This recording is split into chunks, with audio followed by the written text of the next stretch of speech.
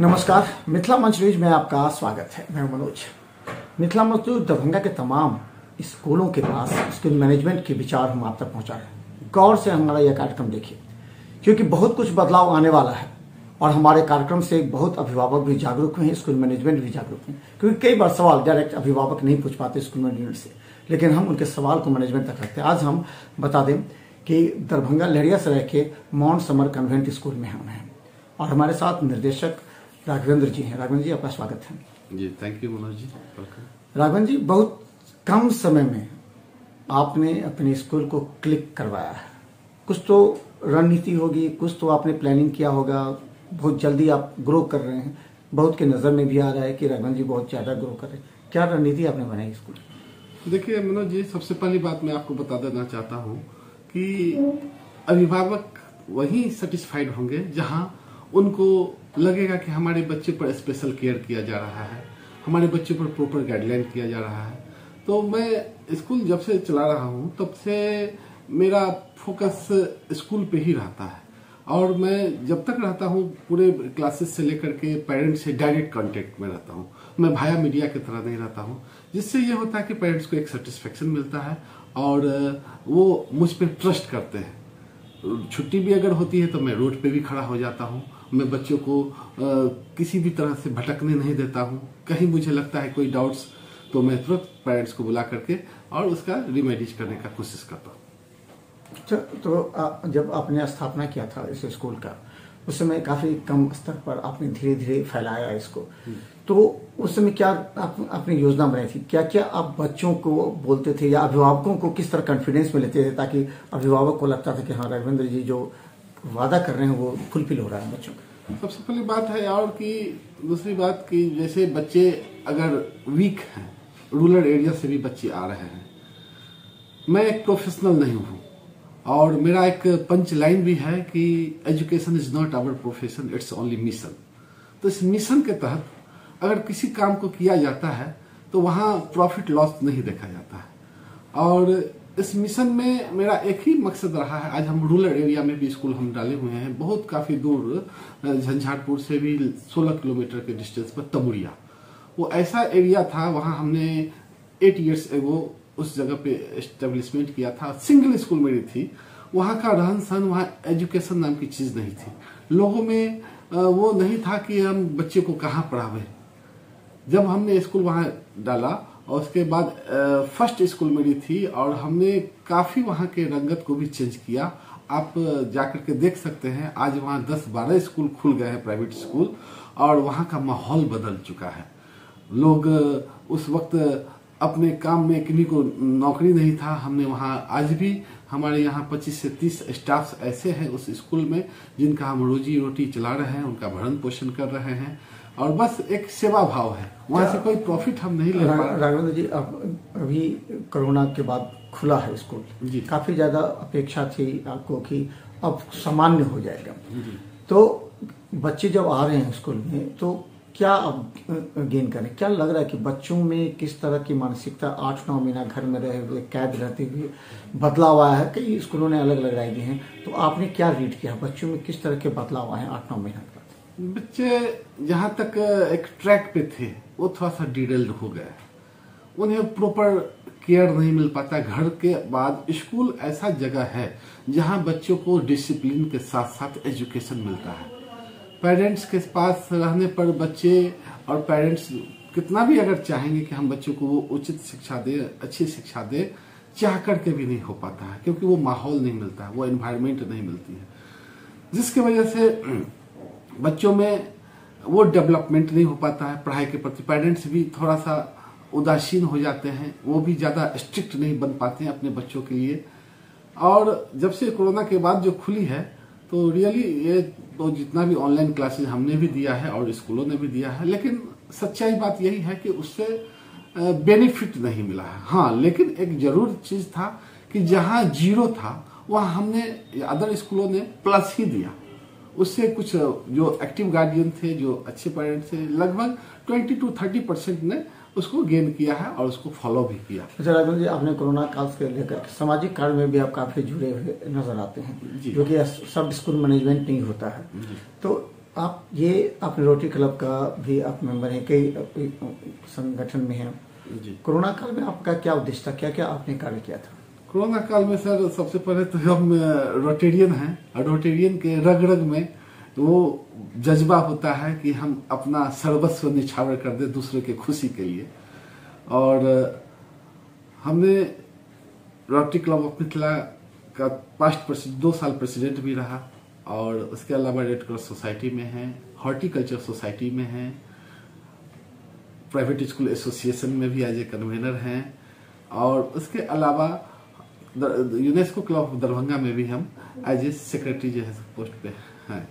तो हमारा सामाजिक सरोकार से हमेशा रहा है, लगाव रहा है। आज भी स्कूल में भी हम ऐसे गरीब बच्चों को पढ़ाते हैं, उनको हम हॉस्टल में भी फूडिंग लॉजिंग के साथ साथ और ड्रेसेस भी देते हैं जो नीडी है, जो जरूरतमंद है। इस कोरोना काल में भी हम अपने जो पेरेंट्स आए हैं, जो प्राइवेट जॉब्स में हैं, जिनकी नौकरी भी चली गई है, उन बच्चों को कभी हम प्रेशर नहीं दिए हैं, कभी उन पेरेंट्स को आज तक दिक्कत नहीं होने दिए हैं। उन्हीं के हिसाब से, जो उनकी चाहत होती है, उनके हिसाब से हम उनको लेकर के चल रहे हैं। तो नए सेशन में एडमिशन के लिए काफी ज्यादा पिछले सेशन का पेमेंट होगा, फिर नए सेशन में, तो इस तरह आपने क्या योजना बनाई है? कई लोगों ने तो कितना माफ किया है, कितने लोगों ने गार्जियन को मैसेज दिया कि ताकि बच्चे भागे नहीं, कई स्कूल से बच्चे भागते जा रहे हैं। जी जी जी, हो रहा है कि कभी यहाँ से मेरे यहाँ से दूसरी जगह चले जा रहे हैं, दूसरे जगह से मेरे यहाँ आ रहे हैं, लेकिन इससे पेरेंट्स को फायदा नहीं हो पा रहा है। बच्चे में जो एक लाइन पकड़ चुके थे बच्चे, और बार बार चेंज करने से कोई कहीं भी जाएंगे तो वो बच्चे में इम्प्रूवमेंट नहीं हो पाएगा। हाँ, लेकिन स्कूल मैनेजमेंट को भी इस चीज को ध्यान में रखना चाहिए। हम तो कर ही रहे हैं, अदर्स को भी ध्यान में रखना चाहिए कि देखते हुए उनकी जो अगर प्राइवेट जॉब में है या जिनकी आर्थिक स्थिति सही नहीं है, उनको कॉपरेट पूरा करना चाहिए। और हम कर रहे हैं, उनको इंस्टॉलमेंट में भी दे रहे हैं। उनसे हम किसी पेरेंट से हम फी भी नहीं ले रहे हैं। हाँ, जो सक्षम है वो खुद दिए भी हैं, पूरे मंथ का भी दिए हैं, और जो सक्षम नहीं है उनको मैंने पूरा माफ भी किया है और कर भी रहे हैं। अच्छा, एक सवाल कई अभिभावकों का कहना है, हमारे अभिभावकों सब किताब में तो बहुत ज्यादा खर्च होता था, कई स्कूलों ने इस बार किताब में ज्यादा कोई चेंजिंग नहीं किया। जी हाँ। तो आप क्या कर रहे हैं किताब को लेकर? देखिए सर, है क्या कि बच्चे आज के डेट में जो पैटर्न चेंज हुआ है, सीसी पैटर्न था तो सीसी पैटर्न के हिसाब से जो है सो हम लोगों ने चेंज किया था, और अभी जो नया शिक्षा नीति आ रही है उस हिसाब से हम लोग को भी जो है सो थोड़ा सा चेंजिंग करना पड़ रहा है। ज्यादा नहीं, लेकिन कमोबेश जो है सो जो लेटेस्ट अभी शिक्षा नीति आ रही है उस आधार पे हम लोग भी जो है सो बच्चों को बुक्स में वो चीज दे रहे हैं।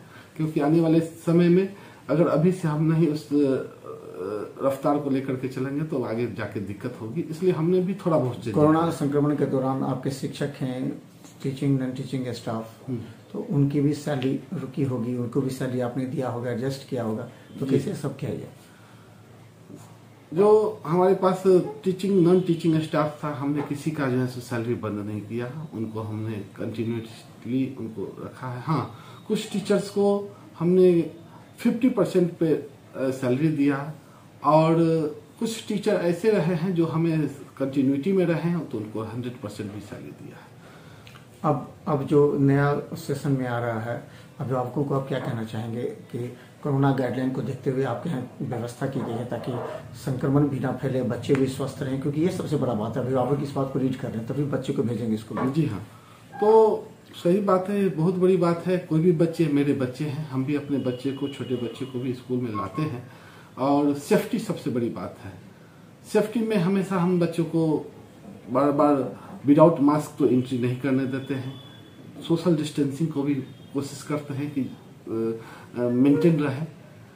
उसके साथ साथ टेम्परेचर को ही पहले ही हम देख लेते हैं कि अगर कोई ऐसे बच्चे जिनको अगर एक दिन पहले फीवर हो या तबीयत खराब हो तो उनको हम पहले ही रोक देते हैं, उनको पेरेंट्स को बोल देते हैं कि नहीं, उनको आना नहीं है। और मुझे लग जाता है कि थर्मल स्कैनिंग में कि हाँ थोड़ा सा इसकी तबीयत गड़बड़ है तो उन बच्चों को अलग कर देते हैं।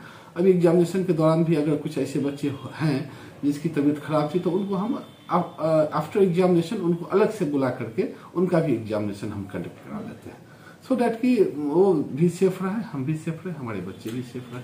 कई स्कूल ऐसे हैं जो पूरी तरह अभी भी अवहेलना कर रहे हैं कोरोना गाइडलाइन का, और इससे में अभिभावक डर भी रहे और एक बार फिर कोरोना संक्रमण एक बार फिर दस्तक देने लगा है। हालांकि बिहार में तो संख्या कम है, लेकिन लगातार कोरोना के संक्रमण केस आ रहे हैं, जिससे निश्चित तौर पर एक नुकसान हो सकता है। ऐसे में प्रत्येक अभिभावकों का यह नैतिक दायित्व बनता है कि वो पूरी तरह बच्चों की सुरक्षा को देखते हुए स्कूल से संपर्क करें। हालांकि स्कूल मैनेजमेंट कई ऐसे हैं जिन्होंने बच्चों के शुल्क में भी कम किया है, और स्कूल मैनेजमेंट भी चाह रहा है कि जैसे राघवेंद्र जी ने जो हम बता दें कि माउंट समर कन्वेंट स्कूल जो है वो अपने बच्चों के विकास के लिए, गुणवत्तापूर्ण शिक्षा के लिए इस बार नए तरीके से कार्य कर रही है, ताकि अभिभावकों को शुल्क का बोझ भी कम हो और बच्चों को गुणवत्तापूर्ण शिक्षा भी मिल जाए और टीचिंग नॉन टीचिंग स्टाफ की सैलरी भी मिल जाए, जो एक बड़ी चुनौती है।